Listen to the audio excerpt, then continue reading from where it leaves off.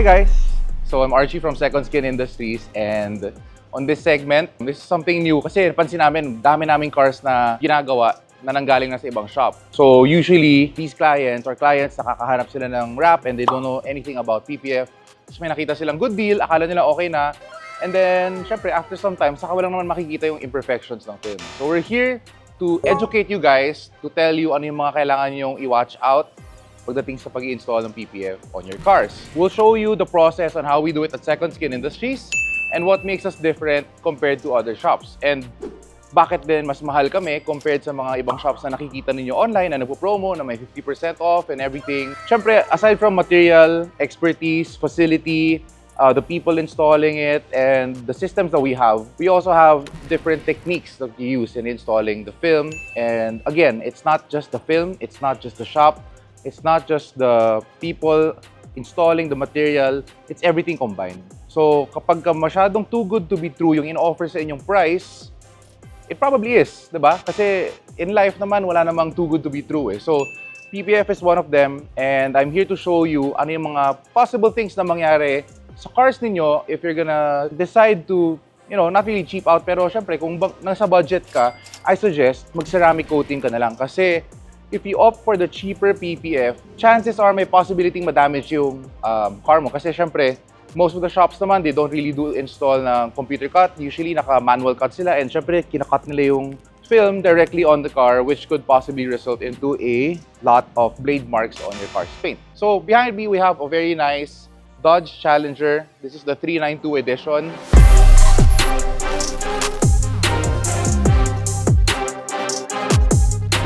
Super solid muscle car. And it's, of course, favorite color natin is black. So PPF, usually the modern PPFs that we have today, self-healing siya, especially with Magnus Pro Paint Protection Film, para maiwasan natin yung mga swirls. Pero ito, I'm not sure kung kailan to na-install, but the film looks really tired already. I'm not sure kung expired na siya, but yung swirls niya medyo malala na sobra. Tapos medyo grayish na siya in color, hindi na siya black na black. And what I wanna show you guys today is yung installation process. Kung ano yung nangyari, yung take ko lang kung paano nila in-install to and ano yung iniisip nila during the installation. So medyo entertaining siya kasi medyo nakakatawa yung pagkaka-install nila sa car na to. So from afar, of course, pag tinignan mo siya, mukha siyang normal na car. Medyo marami lang watermarks and scratches, pero let's not talk about that. I want to talk about the install. So kung sa wheels, meron tayong monoblock, may 2-piece, may 3-piece. Sa install ng bumper, meron din tayong ganun. So kami, usually we try to install the bumper in just one entire piece para malinis siya tignan. Kasi through time, yung mga seams and yung mga hati, namumuti, tapos doon din na naiipon yung mga dumi. Kasi syempre, adhesive yan, minsan gumagalaw yan, tapos nagkakadumi, nagkaka-space, pangit tignan. So kami, we have skilled workers and skilled installers that really try to install a one-piece bumper no matter how complicated the bumper is. So, we try different techniques talaga. So, in this case, they decided to do a 5-piece bumper install. So, tara, let me show you. So, of course, yung pinaka-top niya, that's one piece, and then naghati sila dito on this seam over here. Sinubukan naman nilang pantayan yung body line, pero they missed it by an inch. So that's one. And then dito, naghati sila ulit. So this is one piece, this is another piece, this is another piece. And kitang-kita mo siya, this is a black car. Kita mo na yung mga white lines, oh. Ang sagwa niya tignan. And another thing that I don't like about this install is, ang layo ng gap niya sa edge. You can clearly see the edge here and here. Ang pangit tignan, no? Sobrang laki. It's probably half an inch. And it's not supposed to be that way, eh. Kasi syempre, pwede ma-damage yung mga edges niyan. And yan nga, meron nga siyang damage. Kaskas na siya. That's one. Number two, yung edges mo dito, ang layo rin. Tapos ang laki ng butas dito. Pwede naman nila ito i-one piece kung kaya naman nila i-install mabuti. And then, actually, dito I was a bit impressed kasi this is actually quite hard to install. So, as you can see, small liftings lang. Probably sobra yung pagkaka-install nila. Hindi na na-post heat ang maayos. Pero, surprisingly, the hood is not so bad. Except for this part. Tingnan niyo tong edge na to. So dapat, pag nag-install tayo ng PPF sa hood, lalo na sa edges niya, we try to wrap everything in a seamless way. Pero ito, medyo malala talaga yung pagkaka-install niya. Sa doors niya, ganoon din. Di ko alam bakit hindi lang nila nire-wrap around yung install. They did the manual install. This is not a computer cut. Usually, pag ganitong install, computer cut yan eh. So, nakakat na siya, tapos lalapat mo na lang dito. But this one, they installed it manually. Pero, parang shinortcut nila para mabilis. kinat na lang nila dito. So, itong buong edge ng door na to is exposed to the elements, to rock chips, and etc. etc. Eh, yun nga yung purpose natin is really to protect everything, di ba? Then, going here, ito napunit na nga, hindi ko alam paano nangyari to. But, wala na siya. And then yung door edge niya, ito yung one of the worst that I've seen eh.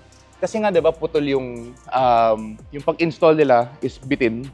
Ginawa nila, they took another piece na 1 inch, tapos binalot nila all around dito sa edge. So now, it looks super weird. Tapos meron kang airline dito sa gitna, just to protect your door. And nakita mo, meron na siya mga door dings, oh. When it was not protected. So, yan, this is a no-no here in Second Skin. Kung nagkamali kami, we replace the whole door and make sure na it's seamless and one piece siya and nakatuck in siya all the way going inside. Kasi pag ganyan, ang pangit tignan, no? Yan, let's go to the back. Sa back, medyo malala. Ito, this rear bumper, again, should have been in one piece. Pero sila, 1, 2, 3, 4, 5. 5 piece din. Mahilig sila sa 5 piece. So, ito, tira mo to. Bakit may hati dito? Diba? So, nice nila to. Nang una ko naisip, kasi may spoiler. Diba? Ayaw na ng owner siguro magbaklas ng spoiler. They wanted to wrap around it. Pero, problem is you can just open it and then wrap on it. Diba? So, parang ang labo. Kinat nila itong area na to para doon sa spoiler. Pero pala mo, angat na lang yung trunk. And the weird thing is, sa kabila, one piece ginawa nila. Although yung one piece niya, yan, umaangat na kasi hanggang edge lang, hindi niya binalot all the way inside. So, those are some of the things na hindi ko nagustuhan sa install. And even this, look at this. Now, my take on this is probably, kasi malalim siya, nag-lift, and then ang ginawa nila, kinat nila, tapos tinapalan nila. Eh, here in Second Skin nga, diba, we don't do tapals. Pag may bubble yung ginawa namin, we'll replace the whole bumper. Kasi that's how it should be. Malinis. You know, these shops, they tell you they have, 5 years warranty, 10 years warranty. Pero yung warranty nila, honestly, kakat lang nila yan, tapos tatapalan lang nila ng bagong film. So, check nyo muna yung mga warranty na ginagawa nila if it's really proper. Kasi kami, there were also some times na may bad batch ng film. It happens, diba? So kami, we replace the whole car. And that's the warranty that you're paying for. Hindi yung, boss, sorry, wala na kami magawa dyan. Hindi na namin kasalanan yun. May mga ganoon kasing shops who don't take accountability on what they're doing. One more thing na napansin ko. Here at the back of the trunk, the middle part, may PPF. Pero itong side, wala na. So, I don't know why they decided to do that, pero they could have done it properly naman sana. Check this out. This is something very interesting, and ngayon ko lang siya nakita. Di ba nga, mahilig sila sa 5-piece bumper. This one piece, this is a different piece, and then there's another small piece here. I don't know why. Pero this piece in the middle, nilagyan nila ng splice, tapos hindi pantay yung cut nila. And then remember yung sinabi ko may mga gap yung splicing? Ginawa nila, pinatungan nila ng isa pang 1 inch na PPF dito. So, again, nagtapal na naman sila. And who does that, diba? Ang pangit, oh. Ito. So, this one, medyo clear pa yung film. Mukhang bago-bago lang nila ginawa to. So, if ever man, siguro nagka-damage siya dito or probably dito. Tingin ko ito mukhang mas bago tong material part na to. Kinat na lang nila para makatipid sila sa replacement. Which, dapat hindi naman tinitipid Oh, so sa kabila rin, ganun din. Ayan, check natin. Oo. Ito nga yung pinalitan nilang part yung bendel. Ayan, So may hati siya dito. Gusto ko makita kung may blade mark Wow! So this is another multiple piece installation. And nakita niyo lang yan. Mukhang may blade, Diba? So, I don't know how we're gonna fix this, if we're gonna have to repaint, pero yan yung mga iwasan ninyo sa pag-i-install ng PPF. One more thing. Kami, when we do matte stripes on cars like this, we usually PPF the whole thing first before we install the decals kasi gusto natin nasa taas yung decals para protected ka all the way. Sila, what they did was, nag-cut around sila ng decals. So, PPF, matte stripe, PPF, matte stripe. And from the looks of it, manual cut ginawa nila lahat. So I'm guessing, pag tinanggal natin tong PPF na to, magkakaroon tayo ng mga hiwa dito sa paint niya. And those are the things na gusto nating iwasan Kasi kami, kung ganyan yung gusto ni client, we wrap everything, we remove the factory stripes, wrap everything, and then put new stripes. Or, if ayaw ni client tanggalin yung factory stripes. What we'll do is we'll wrap everything, including the stripe, and then we'll just put matte PPF on top of that stripe.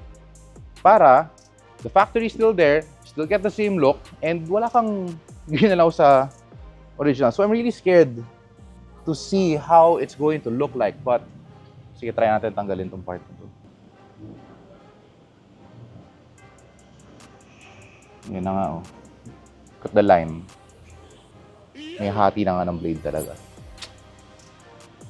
Kasi this is obviously manually installed. Diba? Ayan, oh. Kita mo yan? So, what we're gonna do is we're gonna remove all the stripes, we're gonna remove all the film. Ito, tignan mo, ang layo ng gap, oh. You can already see the blade marks saan sila nagkamali. Before, pati dito. So, yun yung mga kailangan iwasan, guys. Like, PPF kasi, marami nang lumabas na China. It's very affordable. I've seen materials that would cost 3,000 pesos for an entire car. For the roll lang, for the material. Pero, isipin niyo yung long-term effects. PPF is an investment, okay? If nagtitipid kayo, I suggest PPF na lang kayo ng mga crucial parts like the doors, the bumpers. Huwag niyo nang pilitin mag-full wrap. Tapos, hahanap kayo ng shop na budget, titirpihin yung konti, tapos eventually, a year after, pagtatanggalin nyo na, masisira yung car nyo, tapos may ilis kayo, magrarant kayo online. Like recently, I've seen a post from Visor PH na may nagpa-wrap doon, tapos sobrang daming bubbles, ang daming dumi, and then nagsulputan lahat ng mga clients na from the same shop, na ang dami pala nilang naloko or scam kasi hindi na inaayos yung after sales, yung warranty hindi na inaayos, yung install, ang sama. And yun na nga, the thing with PPF is, pag bagong install yan, kahit anong shop yan, kahit bulag yung gumagawa niyan, it's gonna look nice and shiny. 100%.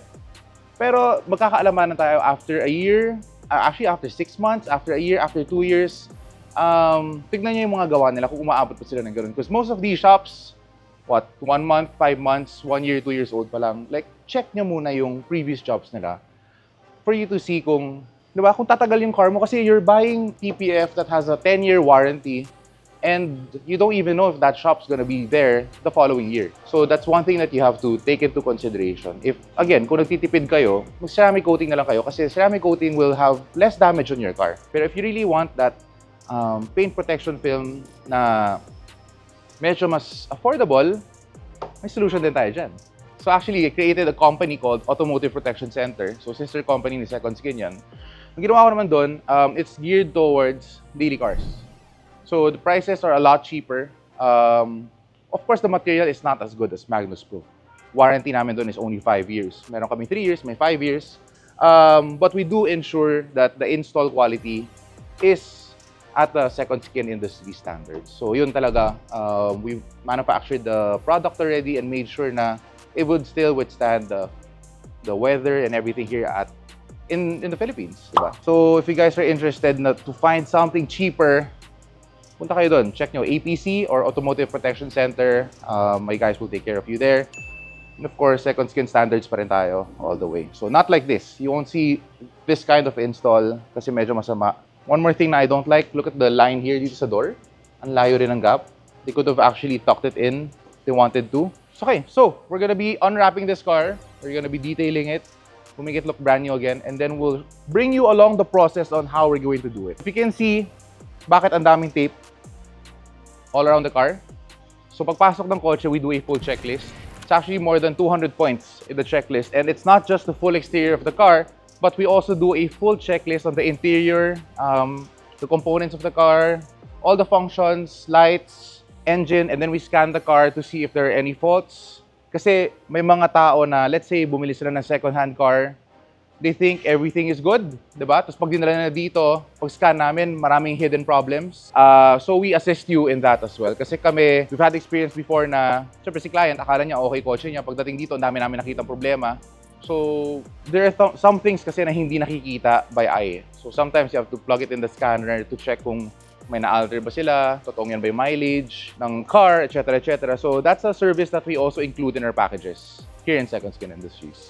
Okay, so now that we have all the damages checked, we're gonna be unwrapping the car, and then we'll do a full car wash, and then we will be doing another checklist. So gusto namin makita kung ano yung mga damage sa paint, lahat ng mga blade marks and everything. And then of course, we'll be correcting all of those through different methods. Minsan meron kaming, pag masyado nang malala yung part, then we have to repaint, but we try to prevent that. So we do a lot of quality touch-ups naman to make sure na yung paint mo is in good condition before we actually wrap it again in paint protection film. I'll bring you through the process. So right now, tapos na tayo mag-checklist dito. We will be slowly unwrapping the film, show you the different damages na makikita natin, and then hopefully hindi naman siya ganun kalala.